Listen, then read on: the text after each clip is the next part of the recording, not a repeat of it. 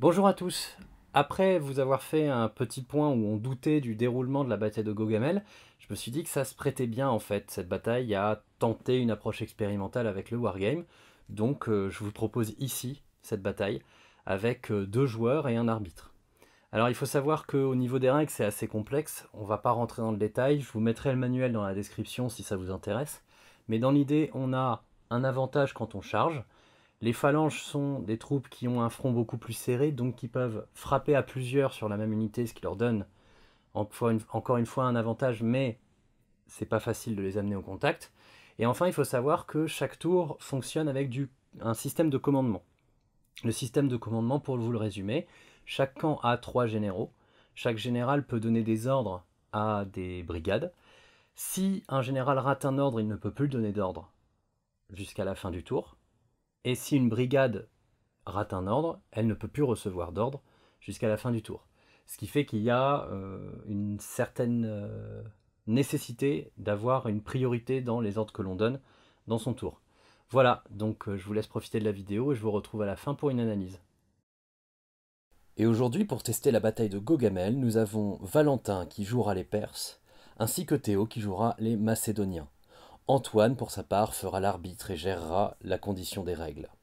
Pour cette partie, nous avons décidé de mettre un paravent au milieu du terrain pour donner la possibilité à chacun des joueurs de faire son propre déploiement et d'essayer de surprendre l'adversaire. Vous remarquerez que nous avons rajouté quelques éléments de terrain pour que la bataille ne soit pas une pure reproduction de Gaugamel, mais plus un test général de la capacité des Macédoniens à renverser un rapport de force qui leur est désavantageux. Les forces du côté perse, beaucoup de troupes et surtout une cavalerie en surnombre écrasant.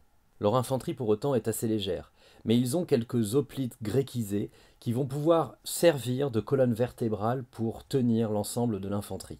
Du côté macédonien, une cavalerie lourde des compagnons d'Alexandre particulièrement efficace, et bien entendu la phalange, une masse d'hommes capable d'écraser de manière continue comme un rouleau compresseur, mais qui est difficile à manœuvrer. On notera également que les Macédoniens n'ont pas énormément d'hoplites, ce qui leur retire une certaine capacité manœuvrière sur les ailes. Maintenant, pour le déploiement, il faut observer que les Perses ont décidé de masser toute leur cavalerie sur une aile, leur droite, tandis que le reste du front est assez étendu. Notez également un char à faux sur la gauche. Côté macédonien, le déploiement est assez profond, très compact, et on remarque que les hoplites et la cavalerie sont gardés en arrière afin de servir de réserve. Le principal objectif du déploiement perse, c'est de trouver un moyen de déstabiliser la phalange macédonienne. Honnêtement, je n'ai aucune idée de comment ça va se passer. Vraiment. C'est-à-dire que moi, je pense avancer frontalement pour ensuite reculer et entraîner derrière moi la phalange, quitte à disloquer un petit peu mon armée. C'est pour ça que je l'ai réparti sur un front assez large. Je n'ai aucun plan. Donc il est hors de question que j'aille de front contre la phalange. Et c'est pour cette raison qu'il était absolument nécessaire que je fasse une aile forte de cavalerie pour simplement avoir l'avantage sur cette zone-là. J'ai fait un pari qui était de mettre une masse sur le côté,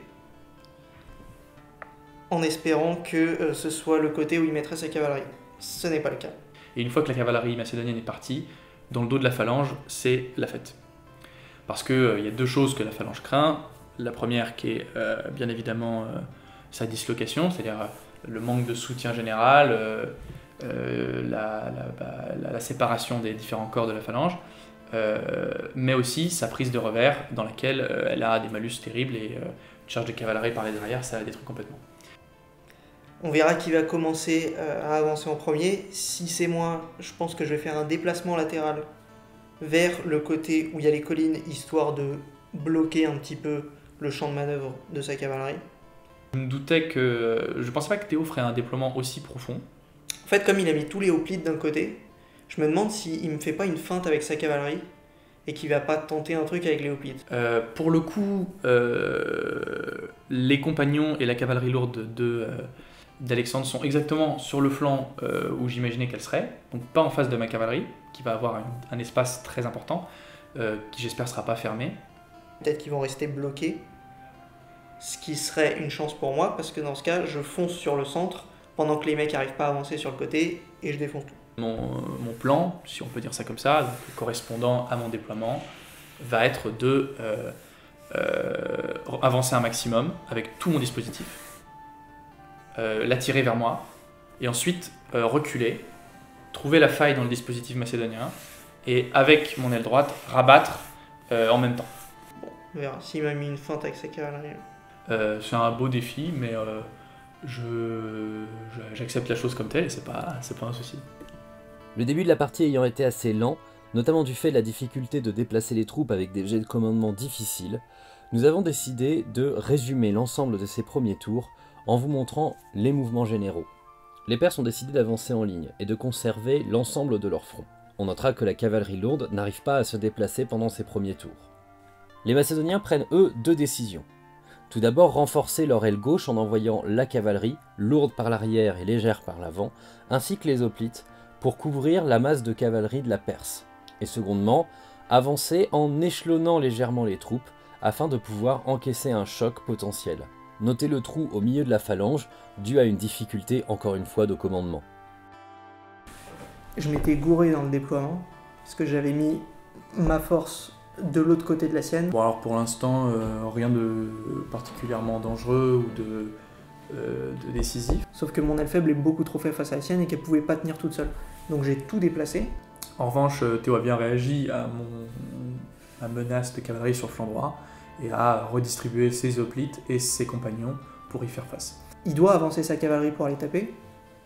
Sauf que s'il l'avance, je suis en train de créer une espèce de nasse. Je suis en train de, comme sur mon flanc gauche, disons, de faire ce que j'entendais faire, c'est-à-dire pousser la phalange vers moi. Je me demande même si je vais pas faire un mouvement offensif. C'est-à-dire je vais laisser sa cavalerie approcher et je vais pas le laisser charger, c'est moi qui vais charger. Donc l'idée, ça va être au moment où il va devoir passer à l'offensive, parce que c'est lui qui va attaquer, de recevoir la charge d'Alexandre avec un maximum de force, en particulier avec ma cavalerie, qui, je l'espère, sera encore toute bien composée à ce moment-là. La cavalerie légère, je sais pas encore, celle qui est au milieu de la carte, je sais pas encore ce que je vais en faire. Peut-être que je vais aller taper son infanterie, enfin juste lui balancer des trucs, parce qu'il n'y a pas de tirailleur, enfin il en a pas mis devant, sauf un. Soit je vais finir de prendre en tenaille sa cavalerie. Voilà, et donc on va pas tarder à reculer, je pense, dans pas longtemps, pour essayer d'enfoncer la phalange vers moi. C'est donc au tour des Perses, qui décident d'augmenter la pression en avançant partout. Sur la carte, on voit que la cavalerie lourde perse parvient enfin à rattraper son retard. Dans le même temps, le centre est refermé, et l'aile gauche avance résolument. Les Macédoniens décident donc de replier leur aile droite pour la renforcer, tandis qu'ils referment leur centre. Par la suite, le commandement empêche son armée d'aller au devant des Perses et d'engager le combat. Il va donner ses ordres au pli. Très bien. Moins 20 au dé, puisque c'est ceux qui sont non stables. Et c'est raté. Ainsi sur la carte, le tour des Macédoniens se résume à une mise en cohérence de leur front. Se sentant encore en sécurité, les Perses décident d'avancer entièrement en rapprochant toujours plus leur cavalerie de l'aile gauche macédonienne. Mais il faut noter que l'ensemble de leur centre est absolument hors de portée de la phalange. Les Macédoniens, pour le coup, aimeraient accélérer, mais le commandement leur joue encore des tours. Ah bah voilà, là on est motivé. Fini la gestion là. Bah, c'est sympa. On apprécie le geste. Qu'est-ce que tu fais? Bah j'avoue. Il avance. C'est bien, c'est une bonne nouvelle. On serait pas un peu proche quand même. En vrai, mec,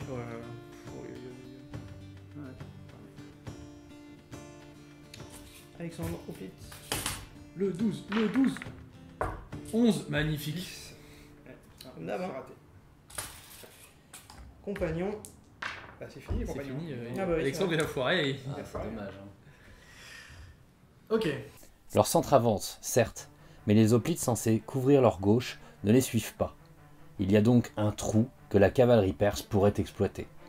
En 2 mots, pour les besoins de l'action, j'ai décidé d'attaquer.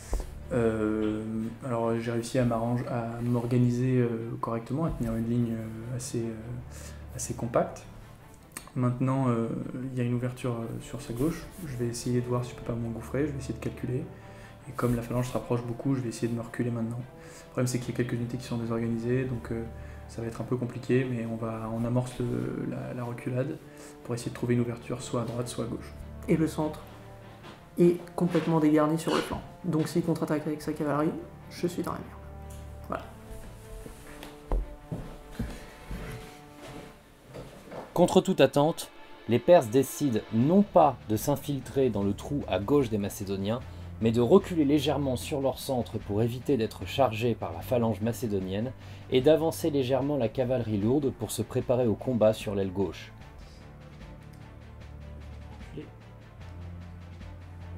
Ça. Ah ouais, mais je vous avais prévenu, hein. Vous êtes au courant. Ainsi, l'espace devant l'aile gauche macédonienne est laissé libre, mais cela permet à la cavalerie perse d'être au niveau du centre macédonien. C'est le moment que choisissent les Macédoniens pour enfin augmenter la pression et avancent sur l'ensemble de leur dispositif. Même si seule la cavalerie légère peut charger, la phalange est désormais assez proche pour charger au prochain tour le centre perse. Mais pour ce faire, on notera que les ailes droite et gauche macédoniennes doivent s'avancer à portée de la cavalerie perse d'un côté et des hoplites perses de l'autre. Alors bon, dans une phase, je dirais décisive, c'est le moment où tout se joue. Il est dans les taux. Il y avait juste un petit risque, c'était que sa cavalerie charge dans la brèche à gauche. Ça n'est pas arrivé, maintenant je suis au contact et je charge partout. Voilà. On n'est plus dans la phase de réflexion, déploiement, maintenant c'est charge. Donc voilà, je vais foncer dans le tas partout. Voilà ce qui se passe. Donc voilà, il faut que je développe sur les flancs, que je recule au centre, et je vais tenter un développement de cavalerie à droite. Et voici venu le tour décisif pour les Perses.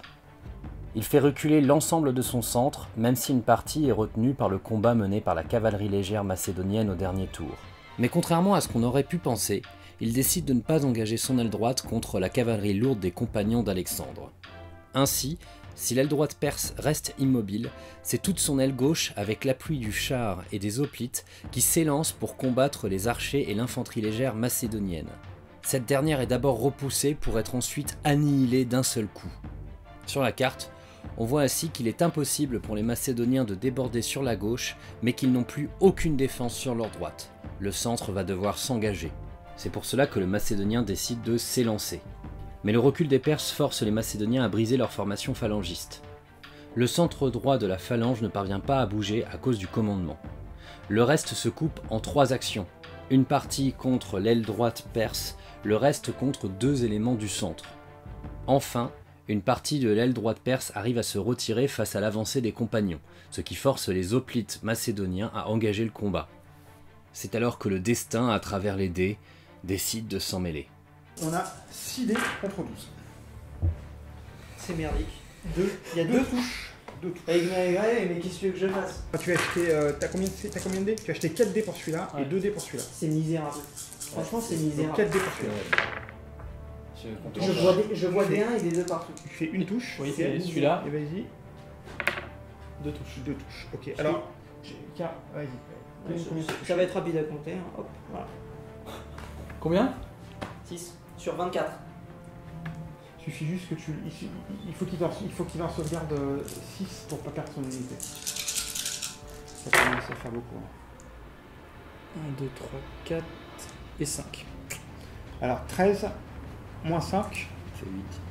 Ah bah si, il va seulement sauver son unité. Youpi! T'as un prêt. Ah, après. Putain de merde! Mais c'est pas possible! Mais comment tu fais? C'est dingue! 4 touches. C'est fou, hein. C'est aberrant! Si le centre perse est partiellement désorganisé, il faut bien admettre qu'ils ont réussi à tenir leur ligne, là où les phalanges sont désormais isolées en 4 parties. Sur la carte, on voit bien qu'il ne manque plus aux Perses que de flanquer l'ensemble du dispositif. On peut dire que c'est une catastrophe pour les Macédoniens. Alors, tout s'est passé de la meilleure des manières. T'as de l'eau? Mon flanc gauche a complètement détruit son flanc droit, comme prévu. Ça s'est pas bien passé, quoi. Donc il a essayé d'exploiter cet avantage-là. J'ai pris des pertes, mais c'était pas particulièrement désastreux. Je me sens pas très bien.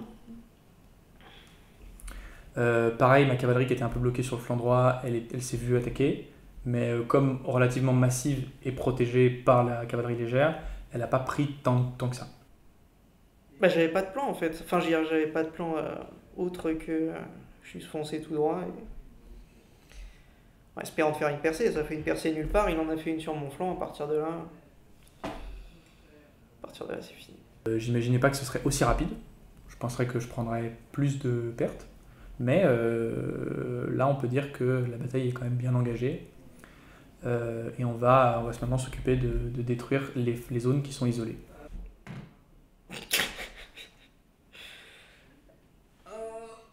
Sur leur tour, les Perses décident de pousser leur avantage. Ils prennent de flanc l'ensemble des phalanges à leur portée, et les combats sont tous en leur faveur. À la fin du tour, les Macédoniens ne peuvent plus combattre. C'est la fin, avec une victoire éclatante du côté des Perses. Ça va. C'est pas trop mal terminé. À la fin, je pense que j'aurais pu retourner la situation. Bon bah conclusion, une bonne victoire. Alors je ne peux pas dire que j'en tire une satisfaction énorme. La majeure partie de la bataille, en fait, je pense qu'on a fait n'importe quoi. Des deux côtés, c'est-à-dire que on savait pas trop ce qu'on voulait, on essayait d'avancer en masse alors que c'était pas possible parce qu'il y avait toujours une partie de la ligne qui voulait pas avancer, etc. Donc en fait, on a perdu beaucoup de temps pour rien en fait. Et puis après le contact, bah, ça s'est passé super vite. Je m'attendais pas en fait à ce que mon aile droite pète aussi en un tour. J'ai peut-être pas rencontré assez d'accros. J'ai peut-être un peu trop profité de la malchance de mon adversaire, ce qui est quand même un fait important. Il pouvait toujours esquiver, il pouvait toujours se barrer. Et moi j'ai essayé de charger avec une partie d'infanterie. Donc c'était un peu, à la fin ça ressemblait un peu à une course-poursuite quoi. Mais j'ai pas pris tant de pertes que ça je dois l'admettre. Et bon, à partir du moment où il a reculé avec l'infanterie, c'était trop tard. Dès qu'il s'est mis à reculer, c'était terminé. Il fallait la tirer vers moi dans la position la plus inconfortable possible. Et une fois que c'était fait, je pouvais balayer autant que je pouvais. Et de toute façon, les phalanges c'est de la merde. Dans les faits, une victoire écrasante, dans les chiffres, mais j'en tire pas une gloire particulière en vrai. À la fin, c'est devenu incontrôlable. C'est-à-dire, dès qu'on est allé au contact, de toute façon, c'était trop tard. C'était assez épuisant, assez fatigant en réalité, parce qu'il y avait beaucoup de facteurs, beaucoup d'unités différentes, beaucoup d'enjeux différents. Et voilà. Donc je pense que la prochaine fois, quand on reviendra, ce sera encore peut-être plus direct. Bon. Suite à cette partie, je vous cache pas qu'on a tous été un peu déçus. Sur les 9 tours de la bataille, 7 n'ont servi qu'à des déplacements. Mais du coup, ça va me permettre un peu de parler avec vous de l'approche expérimentale que représente le wargame. Si jouer des batailles a un intérêt, c'est surtout pour questionner les sources, tenter de comprendre les zones d'ombre, ou voir comment se comportent instinctivement les joueurs. Mais la modélisation impose des règles, et ces dernières sont nécessairement une manière arbitraire d'approcher la guerre à une époque. Pour autant, si ces règles produisent des comportements qui semblent cohérents par rapport à ce qu'on peut observer dans les sources, alors on peut considérer que le wargame est satisfaisant et permettra de faire des tests. Mais afin de donner des résultats probants, il y a un élément important qui est absent de cette partie. C'est une approche statistique afin de pouvoir déterminer des tendances de fond. Ainsi, en une seule partie, nous ne pouvons obtenir un résultat généralisable. Et c'est majoritairement par manque de temps que nous n'avons pu répéter des jeux pour pouvoir vraiment exploiter les mécaniques qui s'offraient à nous. Finalement, nous aurions envie de douter. Ces règles conviennent-elles à la modélisation de la guerre de l'époque, ou permettent-elles de comprendre le déroulement de Gaugamel? Le fait que le centre perse ait pu reculer une fois arrivé à portée de la phalange, la trop grande faiblesse des troupes macédoniennes gardant l'aile droite, la difficulté due au jet de commandement de garder une ligne cohérente pour les phalangistes, et j'en passe, tout cela correspond-il vraiment à la réalité? Aussi malheureusement, cette partie ne règle aucune des questions que nous pouvions avoir sur le déroulement de Gaugamel. Elle en soulève même de nouvelles. Mais nous pouvons tout de même tenter d'analyser cette partie et ce qu'elle soulève potentiellement. Tout d'abord, il faut noter que nous n'avons pas reproduit Gaugamel strictement. Mais en introduisant quelques changements, nous voulions pouvoir analyser la capacité de l'armée macédonienne à renverser un rapport de force à son désavantage. Fait est de constater qu'elle était loin de réussir, même si les dés avaient été plus cléments. La phase d'approche fut lente, car chacun des joueurs ressentait vraiment l'impact moral de l'avantage supposé de son adversaire. La cavalerie en grand surnombre côté perse, la peur du rouleau compresseur qu'est la phalange côté macédonien. L'infanterie perse a finalement été assez efficace, quand la phalange a eu la plus grande peine du monde à se déplacer de manière cohérente vers l'adversaire. Ainsi, même si nous sommes loin de pouvoir tirer une conclusion forte, nous pouvons déjà souligner que les sources antiques surévaluent grandement les forces perses. Ensuite, on peut se demander si Darius et ses commandants n'ont pas tout simplement échoué à utiliser à leur avantage l'énorme masse d'infanterie qu'ils avaient pour eux. Car si dans la partie, cette dernière a su aider efficacement les hoplites à briser l'aile droite macédonienne, le fait est que dans les sources, il ressort vraiment que la réserve est restée plus que passive. Enfin, il y a la question de la situation exceptionnelle. La bataille où tout se passe parfaitement pour l'un des deux camps, un enchaînement de G2D exceptionnel. Mais tout ceci est très hypothétique pour ne pas dire osé. Je voudrais donc vous proposer ceci. Revoir les conditions du wargame pour les faire converger vers quelque chose qui nous paraît plus cohérent, pour ensuite l'exploiter de manière plus méthodique. Bien entendu, il s'agira de ne pas biaiser la partie sous le seul prétexte de faire de la bataille de Gaugamel une victoire normale pour les Macédoniens. Je pourrais communiquer avec vous sur Twitter, Facebook, et finir par une vidéo finale synthèse, et pourquoi pas quelques parties pour montrer le résultat. N'hésitez pas à répondre dans les commentaires, sachant qu'en cas de négatif, nous n'aurons aucun problème à nous tourner vers d'autres wargames et d'autres époques. En tout cas, moi je vous remercie d'avoir regardé jusqu'au bout, et je vous souhaite une bonne journée.